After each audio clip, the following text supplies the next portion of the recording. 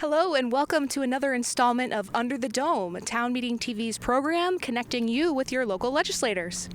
My name is Emily Brewer. I'll be your host today. And today we are at the State House talking with a wide variety of representatives, senators, and even some pages, listening to their key takeaways on this year's legislative session, as well as what they've been working on in their individual committees, highlighting bills that they'd like folks to know about that have both passed or that are still on the wall, and also some concerns that they've heard from their constituents and how they're managing those. So stay tuned and hear what your legislators have to say. So thank you so much for being with us today. Could you just quickly introduce yourself and where you're from? Yep. I'm Representative Austin from Colchester, and I'm in District 19. Wonderful. And I think we can start out today with what have been some of your takeaways from this current legislative session?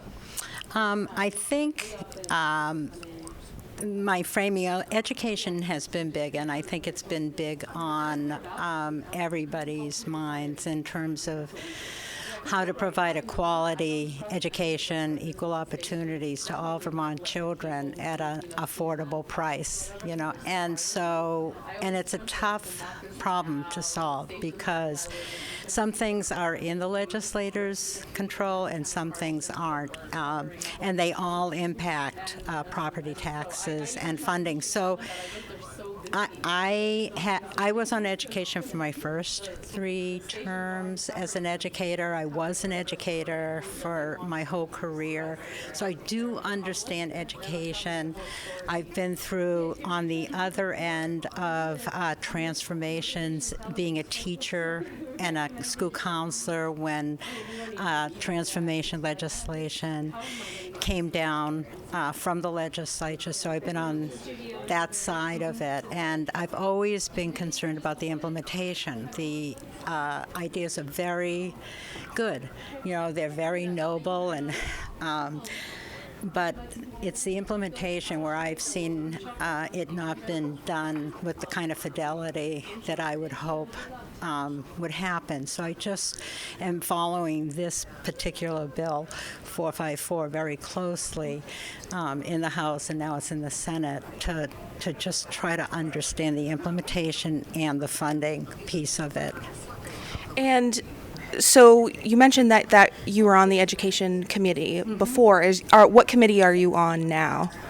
I'm on environment now, and I'm also on Colchester's planning commission. So it's a very nice tie-in for me to look at, again, this legislation that has come out in terms of the housing 181, and the requirements in that, in terms of the requirement that towns will be strongly suggested about the housing that they should provide, and some other areas that municipalities should take up to kind of permit housing. It's a kind of it's a new way of opening up opportunities to provide the housing that we need. Absolutely, and I think another question that I have going off of that is, how have you been managing constituent concerns surrounding education reform, housing availability, and just funding cuts in general? Mm-hmm. So I listened very carefully. Again, I try to educate my community, and the other legislators in Colchester do too. I think most legislators do. We have Ledge Hour. We post things on Front Porch Forum. But I think it's hard for constituents and for the public to keep track of the complexity of passing a bill and implementing a bill, and so they will, make suggestions, and I will contact them back and talk to them about where we are in the process, what the bill is. Nothing, until the governor signs it, it could be something completely different. But I do listen to what their concerns are. In Colchester, it's a K-12 system, so we're kind of insulated in that way. We passed our budget this session and last session when it was very tough to do. Colchester has been usually very supportive of our education system, and they also passed a really big funding request for renovation of the school. It's like over $1 million. It's over $100 million. It might be $113 million that the school board's been working for a long time, to deal with our school systems. We have like between the high school and the middle school, and we have like 5 schools. Mm-hmm. So, and they all are in different times of repair, so they need to be taken care of. So, but it just shows me how committed the citizens of Colchester are to education.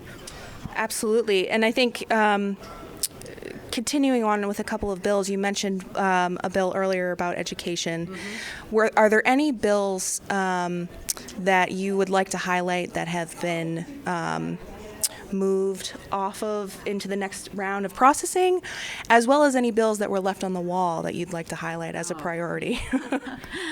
Well, there was definitely one bill that was left on the wall, and I'm still advocating it, to bring student voice into this conversation, to provide an opportunity for students to be on the commission, maybe one as a non-voting member and one as a voting member. But all through the time that I've been on education, I've been advocating for student voice, because I think it's an area that we haven't paid a lot of attention to, and it's important to listen to them. I did pass a bill before I left education, which was a literacy bill that really looked at the data in terms of advancing literacy, especially K-12. In Vermont, when you looked at the data, 50% of our low-income and historically marginalized students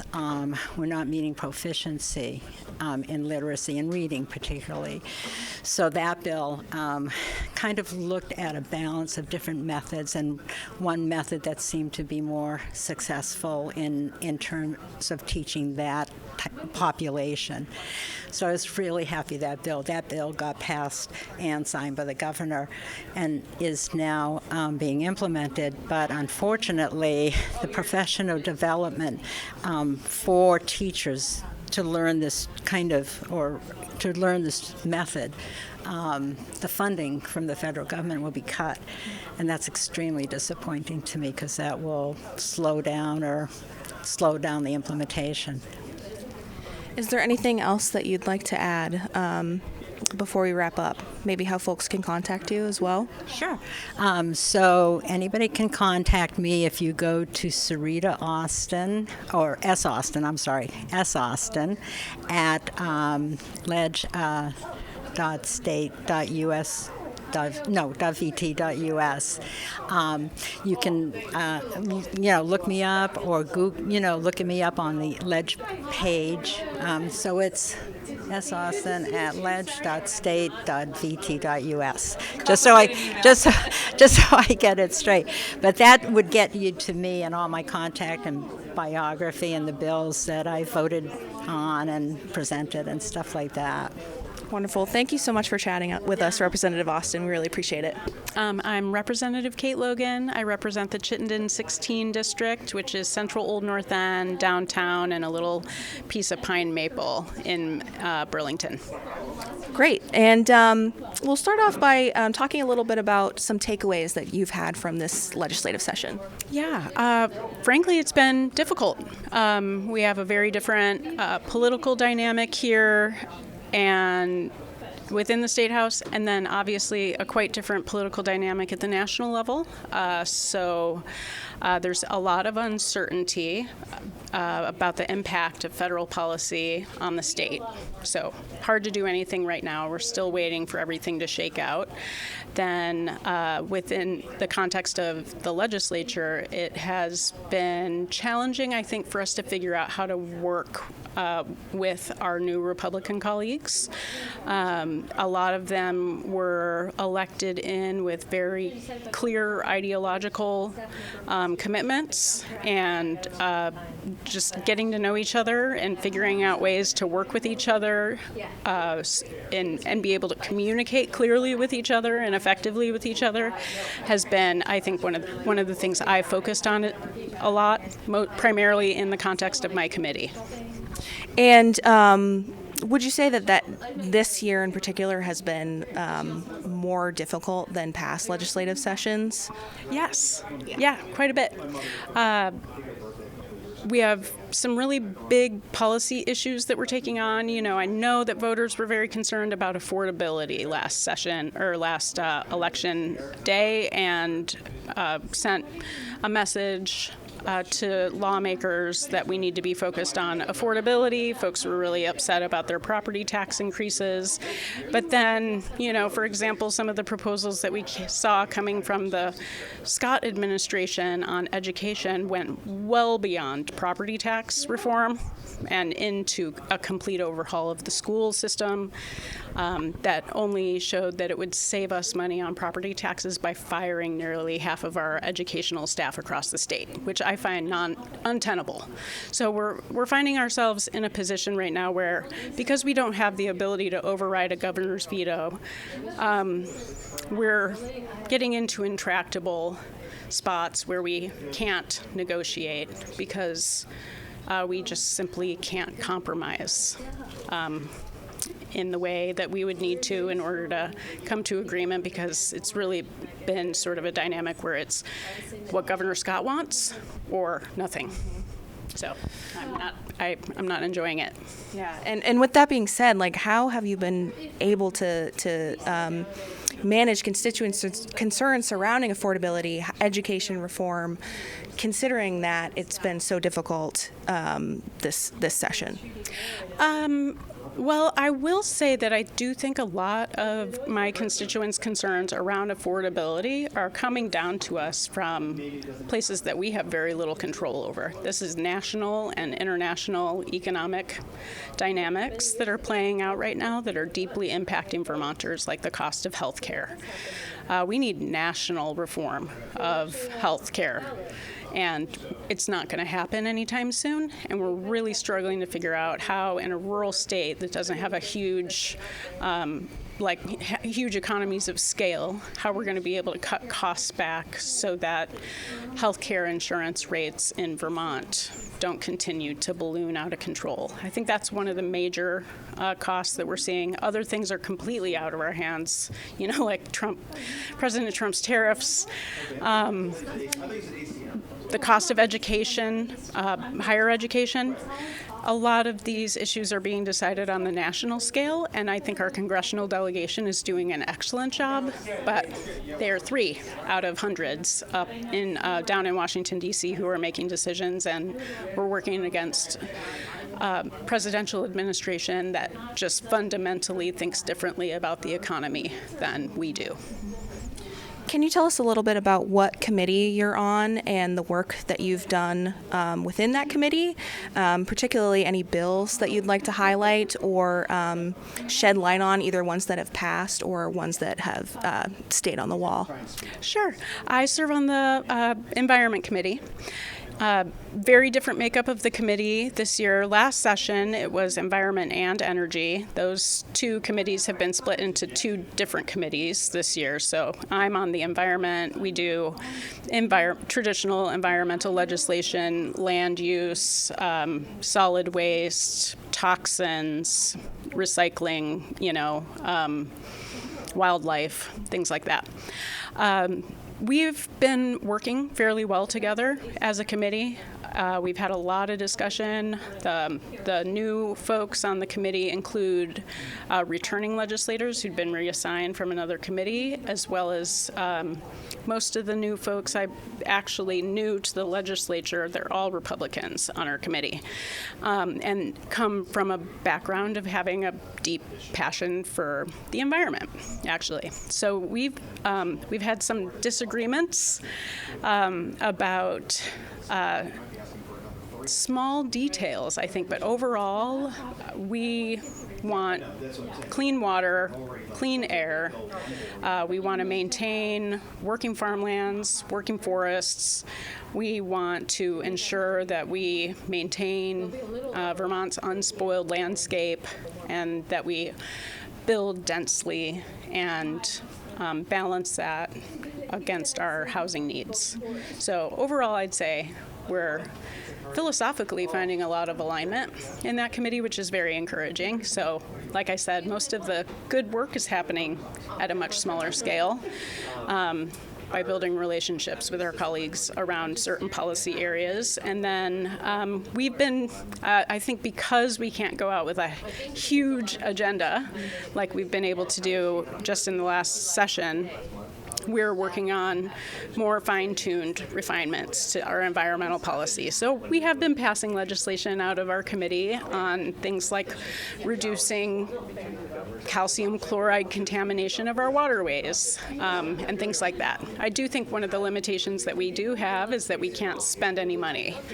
So if it adds money to the state budget, then it is something we can't do. So we've been taking the time to work on things that are sort of like the laundry list of stuff that we could work on with that are programs that already exist, where we need some fine tuning and it requires legislative change to do that. So we're being able to dig pretty deep into some issues and pass some bills this session together. And we'll wrap up with, I think, what do you hope to see moving forward with the rest of this legislative session and even into the next legislative session? Sure. So with the rest of the legislative session, I would really love to see a commitment to dialogue.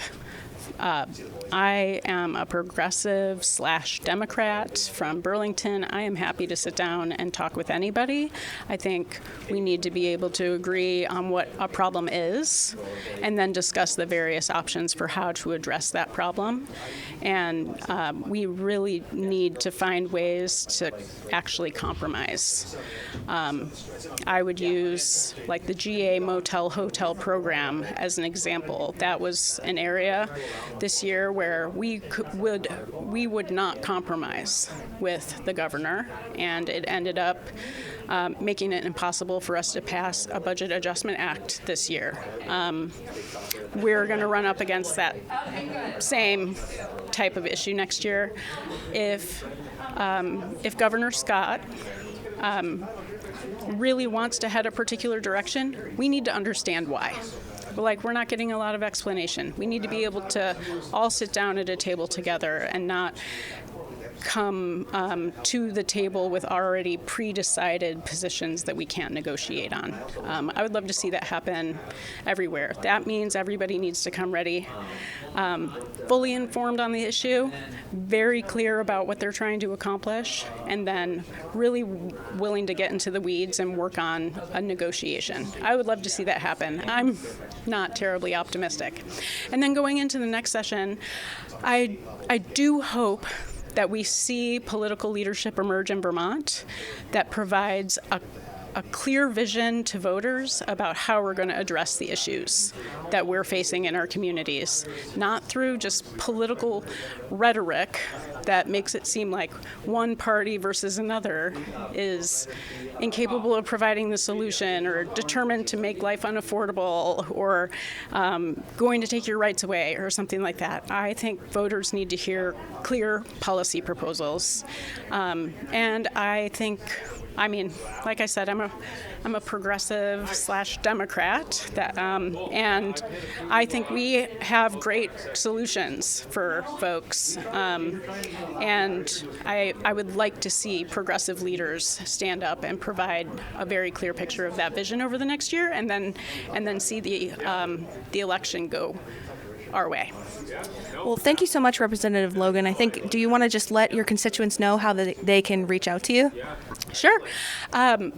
My information is on the legislative website, so legislature.vermont.gov. You can always find my information there. I'm on social media. The best way to reach me there is on Instagram at Rep. Kate Logan. I also have a Facebook page, but I'm terrible at Facebook. But yeah, if you send me an email, it's klogan@leg.state.vt.us, and leg is leg.state.vt.us. I respond within 24 hours to any constituent email that I get. I'm Isla, and I go to school in Woodstock, and right now I'm a page at the State House. My name is Alex Young Springer. I'm from Burlington. I go to Hunt Middle School. And could you tell us a little bit about what being a page entails? So we deliver messages around the building and when the House and the Senate are in session, and then we also just get to be in the State House watching what goes on and learning about our local government.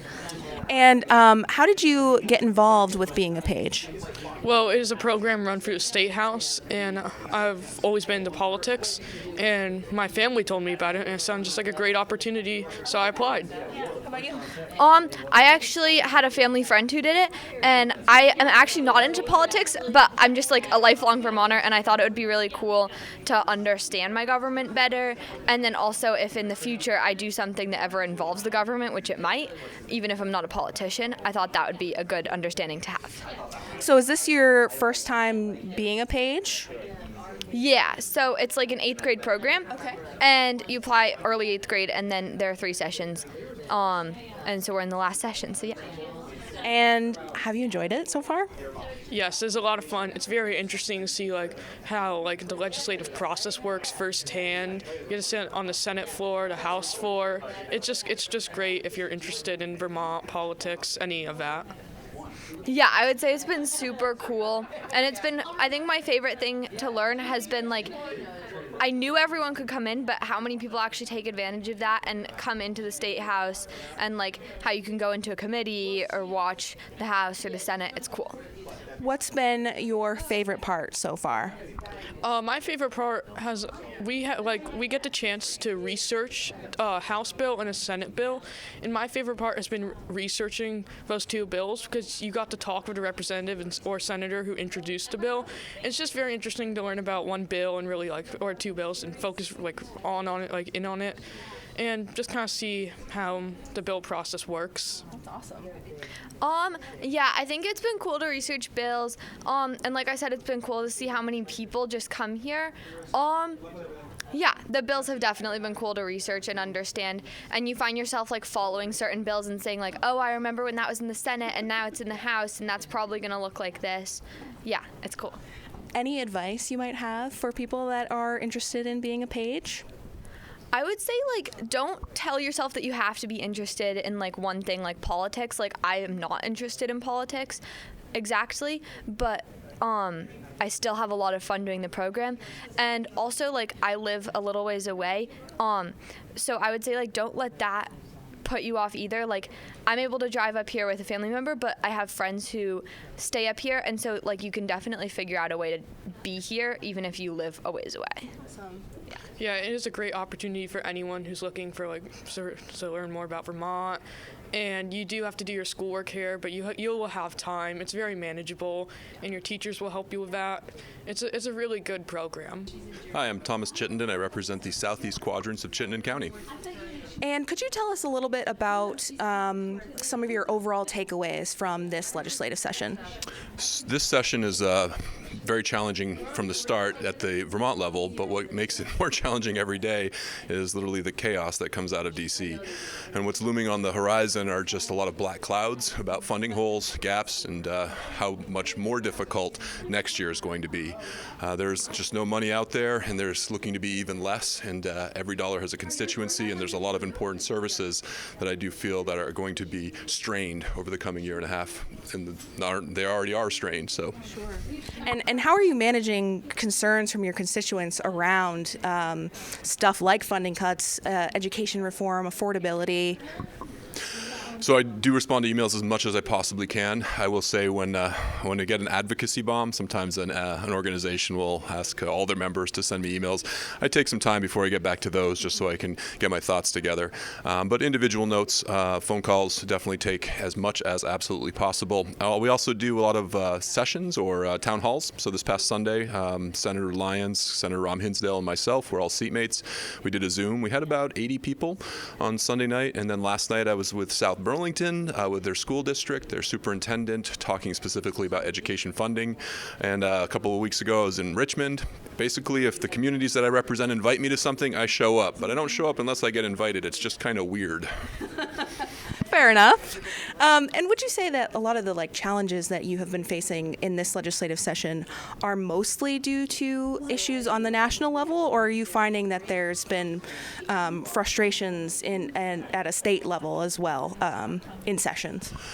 I would say I'm really focused at the Vermont level. That's what I'm here to do and here to represent. I serve on Senate Finance in the afternoon, where the education funding formula has been front and center.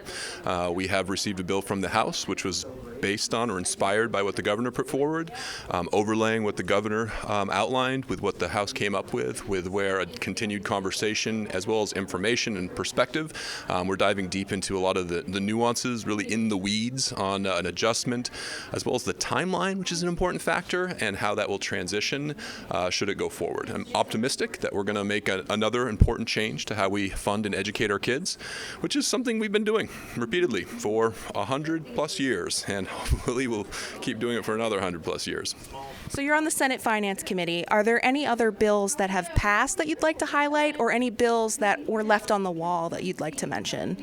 I think what's really important, as one co-signer of a bill that's been percolating for many years, is military pay. So here in Vermont, we're one of 6 states that tax military benefits. It's never felt right to me.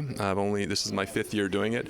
I don't think that we should tax that service the same way we tax other benefits. I see military service as much different than if you're a police officer or a firefighter. When you're in the military, you cannot organize, you cannot negotiate for better working terms. You can't join a union. So you do what the government tells you, and you have to be prepared and ready to be deployed, as well as ready to prepare for combat, and can be put all over the world and also called back into service. So to me, it's a special kind of service that we need to honor, and we should do that with our tax policy. So one thing that I'm hopeful and optimistic that this session, maybe this biennium, that we will adjust that. And it has a relatively small cost associated to it, about $3.7 million, which is real money, but we do have about a $9 billion state budget. So I think it's just something really important that we need to find the capacity to actually stop taxing those dollars to honor our veterans and our military professionals. And I think finally, would you just like to tell your constituents how they can get into contact with you? Absolutely. I prefer email, but you certainly can call. So my personal email address is my name, thomas.chittenden@gmail.com. I also have thomaschittenden.com, the website. Did I say chittenden.com? thomas.chittenden@gmail.com, if I forgot the @gmail piece there. So I won't give you my phone number just because that's usually a little more problematic. But send me an email, and I promise to get back to you. Sure. Lori Houghton. I represent Essex Junction, which is Chittenden 22. And could you tell us a little bit about what your key takeaways have been from this legislative session so far? Yeah, so it's been exciting, as it always is. We started off fast, like we usually do. In the House, Democrats were focused on 5 main priorities. I'm going to hopefully remember them off the top of my head, but education, housing, health care, general climate resiliency, and accountability. And so committees have really been working on that, and I think we've made some great strides in all of them, and looking forward to how the session plays out. And how has this session differed from previous sessions? I think the biggest issue is what's hanging over us, potentially coming from the federal government. So we could get hit pretty hard and have already. Individuals have been hit through rescissions and losing their jobs, but financially we could be hit pretty hard. And so there's just a lot of anxiety right now in the building. Yeah. And I understand you're the House Majority Leader. Could you tell us a little little bit about what that entails? Sure, right. So I was nominated in December by the party, and so basically I help the other 86 members be successful, is how I look at it. So what do they need in order to help with their policy? What do they need in order to help with constituent services? And then I also work with the speaker on how we do policy in the building and what our priorities are. And then I also still sit on the healthcare committee. So it's a whole mix of things. And that being said, could you tell us a little bit about the healthcare committee and maybe any bills you want to highlight that have been passed, or maybe ones that have been left on the wall? Yeah, so we have done some great work this year. We've passed a bill to allow for freestanding birthing centers. Right now in Vermont, you can only have a baby in a hospital or at home, and so that's been on our wall for several sessions, and we got it through. We're working right now on a rather large healthcare reform bill that came to us from the Senate, to ensure that we're continue to move in a direction where where healthcare is affordable and accessible, and I unfortunately still have a long way to go for that, but we're trying.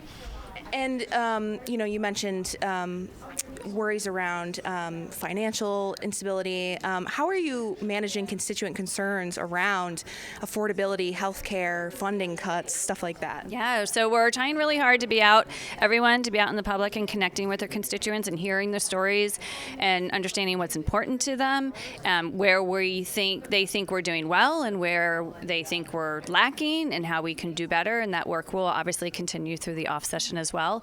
Here in the building, we're also, our House Appropriations and Senate Appropriations is really looking at where we get our federal money from, how it could be affected, and being able to have the data that should something happen, we're prepared and we'll do the best we can to ensure we protect Vermonters. And to wrap up, what are you hoping to see as this legislative session continues? I would love to see the House Education Bill passed. I would love to see us take some strides in healthcare reform, and that we get out by the end of May. That's always the goal, right? And then how can your constituents best contact you? I am available via email at, it's kind of long, Houghton@ledge. Oh, I forget what it is. I'm just going to give you my personal one, houghton.lori@gmail.com. You can call me, 802-373-0599, and you can always stop me in the grocery store. Sure, I'm Senator Pat Brennan. I represent Grand Isle District and Colchester. And could you tell us some of your key takeaways from this legislative session so far? Yeah, I mean, we got off to a fairly slow start. I know the education committees are discussing education reform and how we go about that, and they're taking a very cautious approach, not quite moving as fast as I'd like to see it, but I do sit on appropriations in the afternoon, and we spent the session so far until today and yesterday putting a budget together, and it passed second reading yesterday on the floor. A very robust appropriations bill of about $9.2 billion. And that was quite an accomplishment. It was a bill that we Republicans got to vote for. We had a 7-0 vote coming out of committee, so very proud of that. A lot of work went into that. And in the morning, I sit on Senate Transportation. I'm used to the House. I spent 22 years in the House. Senate Transportation, we put that bill out, and it was finalized yesterday on the Senate floor. And that is another great bill. We highlighted the challenges that transportation has and will have going forward as far as financial issues that we have with declining tax revenues from gas, and so going forward, we're looking to actually capture some monies from state government, some revenues from the purchase and use tax maybe in the future to shore up our revenues in transportation. And could you tell us a little bit about what that budget being passed means going forward? Well, in its current form, there will be some tweaks. There will be a conference committee, 3-on-3, House and Senate, and we expect some changes there. We we're a little bit top-heavy on positions as far as I'm concerned, and I would think some of the positions, the new positions, would go away in conference. Spending might go down a hair. We did spend about $25 million more than the House, who had spent $24 million more than the governor. So we're $49 million or so more spending than the governor had in his proposal. I expect that to go down a hair, but there are some. There's a lot in the budget.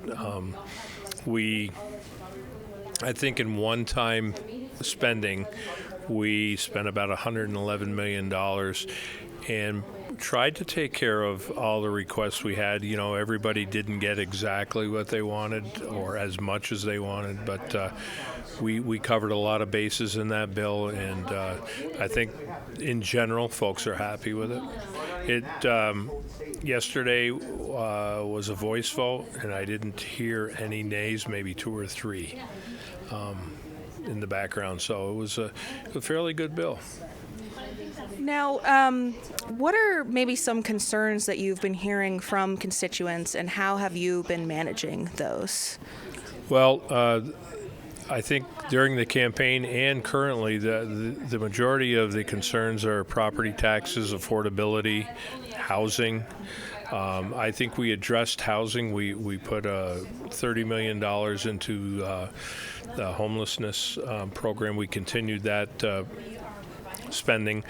We held $10 million in contingency spending for H91, which is a new form of the general assistance program.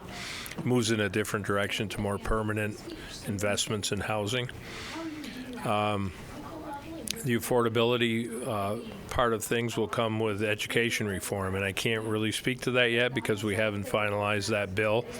But I'm assuming it won't be drawing any maps this year. It'll be focusing on formula funding and how much we spend on each student, and looking forward to that coming out.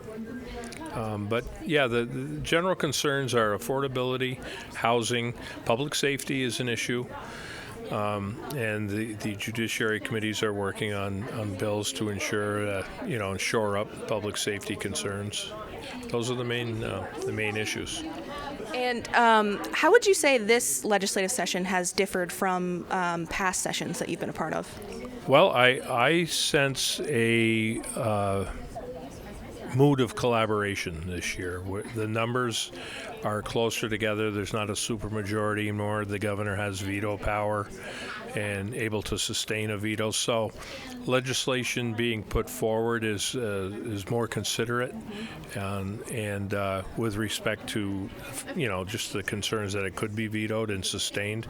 So I think parties have grown closer together. They're working a little better together, and which is great. I mean, I've been hoping for that for years. So I think you'll see going forward more of a collaborative effort in everything we do here. And finally, just what is the best way for your constituents to get into contact with you? You can get a hold of me. I put my cell phone out there. My cell phone number 802-578-2763. Legislative email pbrennan@leg.state.vt.us. And I'm always around, willing and able to talk to anybody about anything. Yes, hi, I'm Doug Bishop. I'm a freshman member of the State House here on the House side for Colchester's Chittenden 20 District.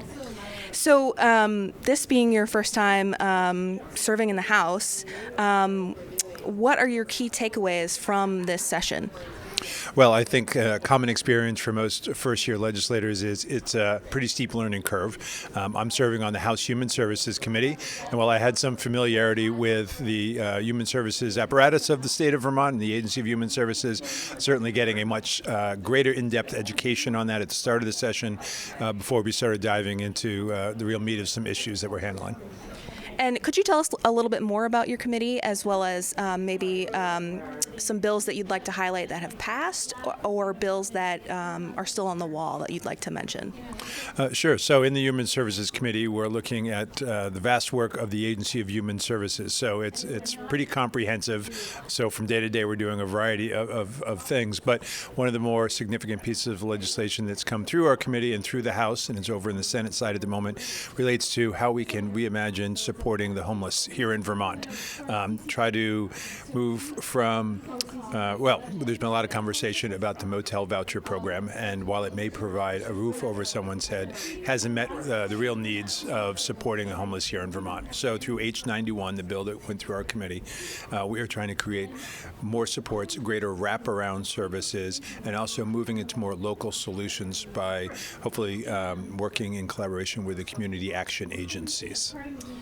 And what are some concerns that you've heard from constituents, maybe surrounding affordability, healthcare, funding cuts, and how have you been managing those concerns?